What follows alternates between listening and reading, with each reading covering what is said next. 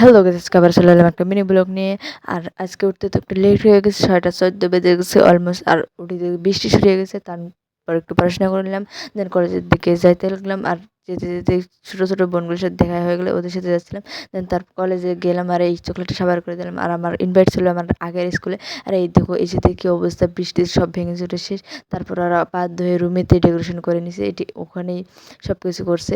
তারপর এই যে এইটাই ছিল সম্বর্ধনা পর্ব।